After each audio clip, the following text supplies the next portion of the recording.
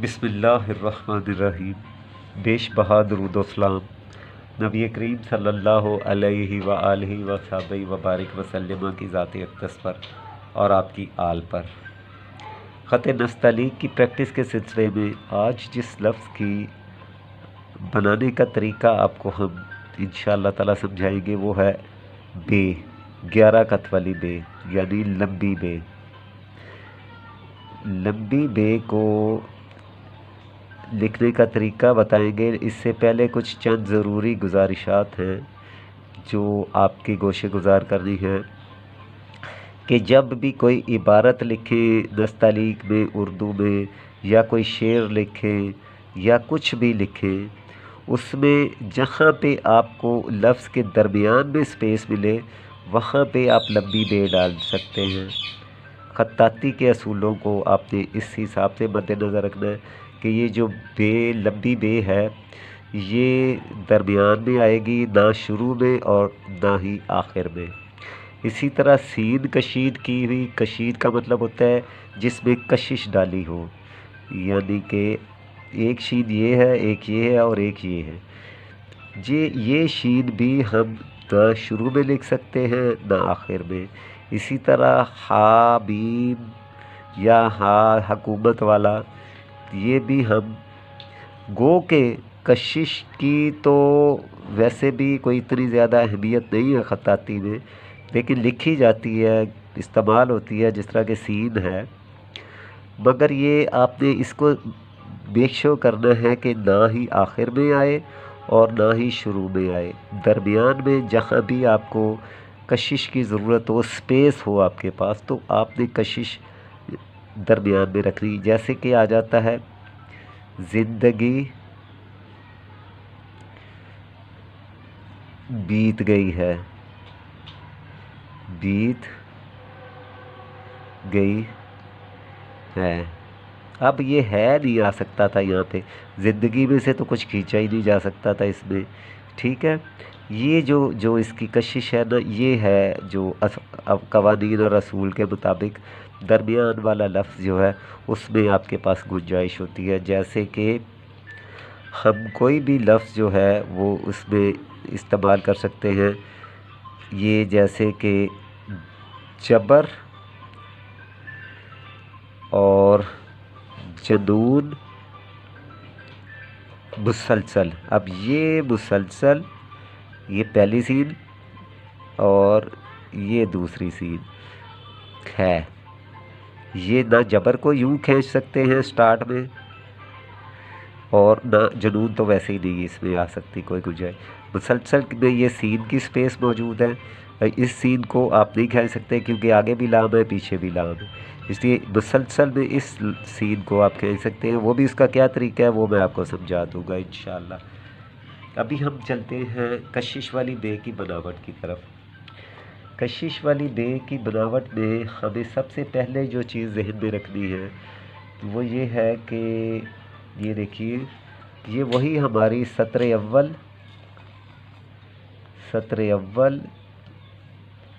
सत्र सानी,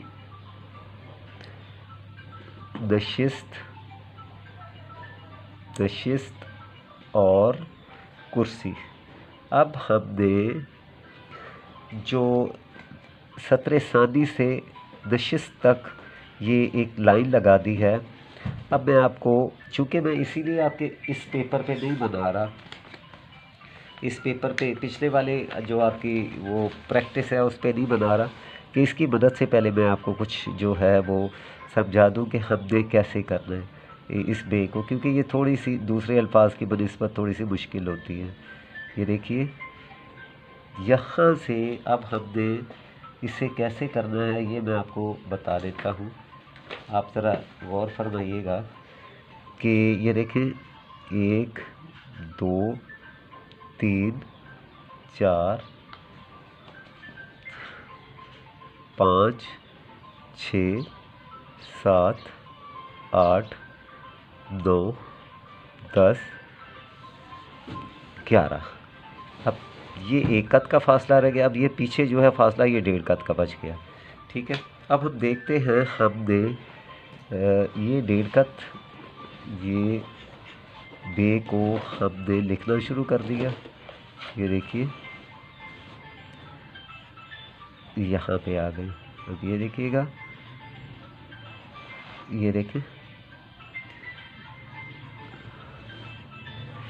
1 2 3 4 5 6 और 7, ये 7 कत पे जाके लाइन को टच होना शुरू हुई है। तकरीबन 8 से 8.5 कत तक ये इसको टच रहेगी। 9 10 और 11, 9 के करीब आके ये आहिस्ता आहिस्ता ऊपर की तरफ उठेगी और 11 कत से 10.5 कत पे आके ये ऊपर उठ जाएगी और यहाँ पे आधे कत का फासला बच जाएगा। ठीक है, अब हम इसको ख़त्मी तरीके से लिखने का जो तरीका है वो इस पे आते हैं। अब आप देखिएगा कि ये देखें 1 2 3 4, देखिए 4 5 6 7। गौर फरमाइए आप ज़रा इसमें ज़रा आपकी थोड़ी ख़ास तवज्जो चाहिए होगी। 8 9 10 11। अब हम इसे एक दफ़ा फिर से काउंट कर लेते हैं। 1 2 3 4 5 6 7 8 9 10 और ये 11। ये 11 का हमारे पास इसकी लिमिट आ गई। अब आपने इसको कैसे करना है ये मैं आपको बता देता हूँ। ये देखिए एक कत नीचे की तरफ हमने स्पेस दे दिया। अब हमने यहाँ पे रख के अलिफ का ज़ाविया, जो आपको बताया था कि ज़ाविया 63 से 65 तक का ज़ाविया जो है वो आपने रख के यहाँ से अलिफ शुरू करनी है। अलिफ के एंगल से बे शुरू करनी है, तिरछी बे। ये देखिए यहाँ से अब आप गौर फरमाइएगा, ज़रा कलम की तरफ गौर कीजिएगा। कलम की तरफ गौर करते रहिए और तिरछी कलम के साथ आहिस्ता आहिस्ता आहिस्ता ये यहाँ पे आके हमने इसे छोड़ दिया। अब आपने इससे एक दफ़ा फिर गौर कीजिएगा कि मैं आपको यहाँ पर एक दफ़ा फिर से समझा देता हूँ कि ये 7वें कत पे आके ये जो बे है ये नीचे की तरफ लगी है, इस लाइन पे टच हुई है। 7 और 8 कत तक ये इसमें रहेगी। उसके बाद अब ये देखिए ज़रा, ये देखिए अब 2 कत के बाद आहिस्ता आहिस्ता ये ऊपर की तरफ उठी और आधा कत पहले हमने छोड़ दी। ठीक है, आपको समझ आ रही है? ये देखिए बेटा, आपको समझ आ रही है जी? ठीक है। अब यहाँ पर हमने आधा कत पहले इसे जब छोड़ दिया तो कलम की नोक के साथ हमने, ये देखिए आप ज़रा गौर कीजिए, यहाँ पर ये देखिए यहाँ पर हमने गोलाई देनी है और गोलाई दे के यहाँ पर ये देखिए आधा कत का फासला आ गया। कलम का हाफ जो है वो यहाँ पर फासला है। आपको समझ आ रही है बेटा? जी। अब आप देखिए यहाँ से चले जो हमारा ये जो बे का एंगल है, ये देखिए इस जगह पे आके बे 7वें कत पे इसके साथ जुड़ी है लाइन के साथ, बाकी सारी ऊपर नहीं है।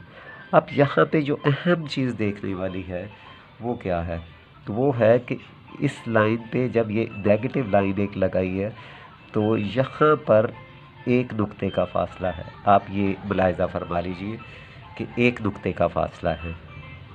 ठीक है, आपको समझ आ रही है बेटा? जी। क्योंकि इसमें आपने बिल्कुल इस बात को यकीनी बनाना है कि आप बिल्कुल परफेक्ट लिख रहे हैं। ये बे चंद अल्फाज ही ऐसे हैं जिनमें आपको इसमें कुछ थोड़ी सी मेहनत की ज़रूरत है। बाकी नस्तालीग में हम इंशाल्लाह ऐसा तरीक़ाकार रखेंगे, देखेंगे, वज़ा करेंगे कि बहुत बासानी आपको समझ आए। अच्छा, अब ये देखिए तकरीबन 7 कत के बाद जहाँ पर पूरी कलम बे जो है वो इस लाइन पे नशिस्त पे टच हो रही है, यहाँ से हम 7 कत के बाद इसकी पैमाइश करेंगे 1 और आधा कत होगी यहाँ से इसकी पैमाइश। ठीक है, अब आप देखते हैं, हम देखते हैं ये बिल्कुल 1.5 कत के बाद इसकी पैमाइश है 1 कत। अब देखिए एक कत और आधा कत, यानी ये पैमाइश इसकी जो है यहाँ से यहाँ तक ये है 1.5 कत, 1.5 कत, और इस जगह पे आगे फिर 1 कत की इसकी जो है वो बनेगी स्पेस 1.5 कत के बाद। ठीक है, बिल्कुल इस जगह पे ये 1 कत का फासला है, यहाँ पर हाफ कत का फासला है, और ये भी 1.5 कत का फासला है 7 के निशान के बाद 8 के शुरू में। ठीक है, अब हम देखते हैं कि हमने इसका नुक्ता किस जगह पे लगाना है। बिल्कुल 5.5, ये देखिए ये इसका बिल्कुल हाफ है। अब गौर कीजिए, ये बिल्कुल हाफ इसका जो है यानी 5.5 कत, यहाँ से हमने आधा कत नीचे रखना है। ये देखिए तकरीबन आधा कत नीचे रख के ये देखिए बिल्कुल यहाँ पे कलम रखें और ये ले आए। ठीक है, अब आपने एक चीज़ इसमें जो देखने वाली है वो ये है कि आपने इसको यकीनी बनाना है कि आपके नुक्ता जो है वो बिल्कुल यूँ ना हो। आपका नुक्ता जो है वो मैं आपको एक दफ़ा नुक्ता बनाने का तरीका बता देता हूँ। ये देखिए ये एक प्लस है, इसको आपने देखिए ज़रा, ये देखिए यहाँ पर ये देखिए ये, ठीक है, आपको समझ आ गई। बिल्कुल इसी तरह हमने थोड़े से फासले पे एक और प्लस बनाना है। ये देखिए फासला इसलिए हमने दिया है ताकि यहाँ से ये इक्वल आए, हमारा ये साथ जुड़ा रहे। ये देखिए ये, ठीक है। अब यहाँ पर भी हमने जो बैलेंस करना है वो कुछ इस तरह करना है कि ये फासला और ये फासला इक्वल रहे। ठीक है, बिल्कुल इसी तरह जब ऊपर की तरफ से हमने ये नुक्ता लगाना है तो भी हमने इसको यकीनी बनाना है कि ये फासला और ये फासला इक्वल रहे। ठीक है, ये आपने बिल्कुल ज़हन में रखना है। और इसमें मज़ीद ये आपने कोशिश करनी है कि जब भी आप बे लिख रहे हैं तो आपको इसके बारे में बिल्कुल यकीन होना चाहिए, या कोई भी नस्तालीक का लफ्ज़ लिख रहे हैं उसका यकीन होना चाहिए कि आपका एंगल और आपकी नशिश जो है वो 100% परफेक्ट है। आज तक के लिए आपका यही सबक था। मैं उम्मीद करता हूँ कि आप पिछले सबक की रिवीजन के साथ साथ आगे जो क्लासेस आपको दी जा रही हैं उनको भी बखूबी समझ रहे हैं। अल्लाह ताला आप सबका और हमारा हामी नासिर हो, और अल्लाह ताला मुझे इस चीज़ की हिम्मत और तौफीक अता फ़रमाए कि मैं इल्म की जो शम्मा है उसे जलाए रखूं, और आप और सब मिलकर हम इस चिराग को रोशन रखें। वस्सलामु अलैकुम वरहमतुल्लाहि वबरकातुहू।